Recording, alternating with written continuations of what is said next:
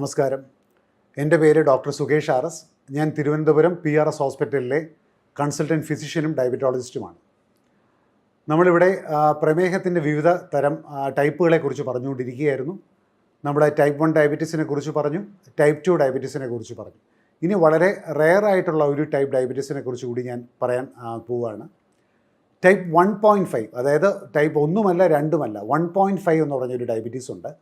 അതിന് വേറൊരു പേര് കൂടെ ഉണ്ട്, ലാഡ എന്നാണ് പേര്. അത് ഇംഗ്ലീഷ് പേര് latent auto immune diabetes of the adult. അതായത് നമ്മൾ നേരത്തെ ടൈപ്പ് 1 ഡയബറ്റീസിനെ കുറിച്ച് പറഞ്ഞല്ലോ. അതായത് ടൈപ്പ് 1 ഡയബറ്റീസ് ഈ കുട്ടികളിൽ വരുന്നതാണ്. കുട്ടികൾ ഒരു പ്രായമാവുമ്പോൾ, അതായത് പ്രത്യേകിച്ച് ഒരു 18 വയസ്സിനൊക്കെ മുമ്പ് അവർക്ക് അവരുടെ ബോഡിയിലെ ഇൻസുലിൻ സെക്രീറ്റ് ചെയ്യുന്ന ബീറ്റാ സെൽസ്, പാൻക്രിയാസിലെ ബീറ്റാ സെൽസ് പ്രവർത്തനരഹിതമാവുകയും അവർക്ക് ഇൻസുലിൻ നഷ്ടപ്പെടുന്ന ഒരവസ്ഥ. അപ്പോൾ അവർക്ക് മുന്നോട്ട് പോകാൻ വേണ്ടി ഇൻസുലിൻ എടുക്കേണ്ട ഒരവസ്ഥ വരുന്നുണ്ട്.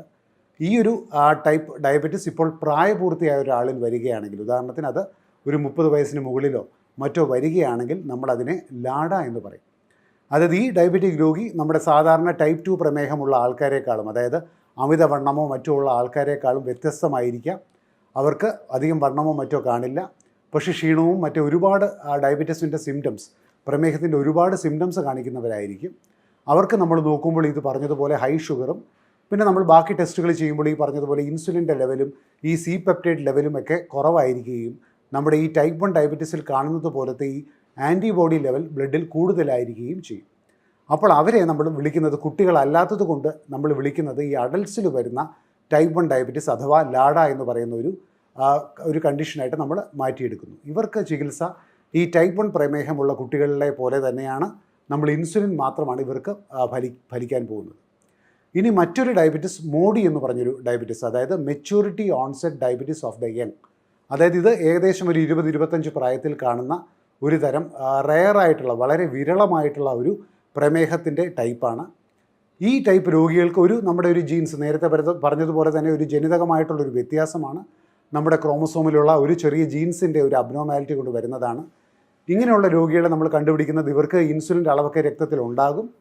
പക്ഷേ ഇവരുടെ കുടുംബ പാരമ്പര്യം നോക്കുകയാണെങ്കിൽ പലർക്കും, ഇവരുടെ കുടുംബത്തിൽ മുൻപുള്ള തലമുറയിൽ പലർക്കും ഈ പറഞ്ഞതുപോലെ 20-25 വയസ്സിനുള്ളിൽ പ്രമേഹം വന്നവരായിരിക്കും. പക്ഷേ ഇവർക്ക് ഈ പറഞ്ഞതുപോലെ നമുക്ക് ഇൻസുലിനൊന്നും വേണ്ടി വരില്ല. ഇവർക്ക് സാധാരണ ഗുളികകൾ കൊടുത്ത്, അതായത് നമ്മുടെ ഡയബറ്റീസിൽ സാധാരണയായിട്ട് യൂസ് ചെയ്യുന്ന സൾഫണൈൽ യൂറിയ എന്ന് പറയുന്ന പലതരത്തിലുള്ള ഗുളികകൾ കൊടുത്ത് നമുക്ക് പ്രമേഹം നല്ല കൺട്രോളിലാക്കി അവരെ മുമ്പോട്ട് കൊണ്ടുപോകാൻ സാധിക്കുകയും ചെയ്യും.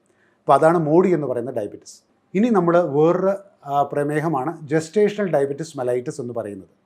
ജസ്റ്റേഷൻ എന്ന വാക്കിനർത്ഥം പ്രസവ സമയത്തെ വരുന്ന ഡയബറ്റിസ്. അത് പ്രസവകാലത്തിനെയാണ് ജസ്റ്റേഷൻ എന്ന് പറയുന്നത്. അതായത് ഈ പ്രസവാവസ്ഥയിൽ പലർക്കും പലതരത്തിലുള്ള ഹോർമോണുകൾ, നമ്മുടെ കുട്ടിയുടെ വളർച്ചയ്ക്ക് ആവശ്യമായ പലതരത്തിലുള്ള ഹോർമോണുകൾ നമ്മുടെ ശരീരം ഉണ്ടാക്കുന്നുണ്ട്. ഈ ഹോർമോണുകൾ പലതും ഇൻസുലിനെതിരെ പ്രവർത്തിക്കുന്നതാണ്, പ്രതിപ്രവർത്തനം ചെയ്യുന്ന ഹോർമോണുകളാണ്. അപ്പോൾ ഇവർക്കും നമ്മൾ ഈ ടൈപ്പ് 2 പ്രമേഹത്തിൽ നേരത്തെ ഒരു എപ്പിസോഡിൽ പറഞ്ഞതുപോലെ നമ്മുടെ ഈ ഇൻസുലിൻ റെസിസ്റ്റൻസ് കൂടുതൽ ഉണ്ടാവുകയും അതിന് ഫലമായിട്ട് ഈ പ്രസവ സമയത്ത് വരുന്ന പ്രമേഹ രോഗത്തിൽ ഇതേപോലെ ഇൻസുലിൻ റെസിസ്റ്റൻസ് കൊണ്ട് ഇൻസുലിൻ്റെ ആക്ഷൻ ഈ ബോഡിയിൽ, ഈ സ്ത്രീകളുടെ ബോഡിയിൽ ഇൻസുലിൻ ഉണ്ടെങ്കിൽ പോലും കൃത്യമായ അളവിൽ ഇൻസുലിൻ പ്രവർത്തിക്കാതിരിക്കുകയും കുട്ടിയുടെ സൈസും മറ്റും കൂടുന്ന രീതിയിൽ നമ്മുടെ ബ്ലഡിലെ ഗർഭിണിയുടെ ബ്ലഡിലെ ഷുഗർ കൂടുകയും ചെയ്യും.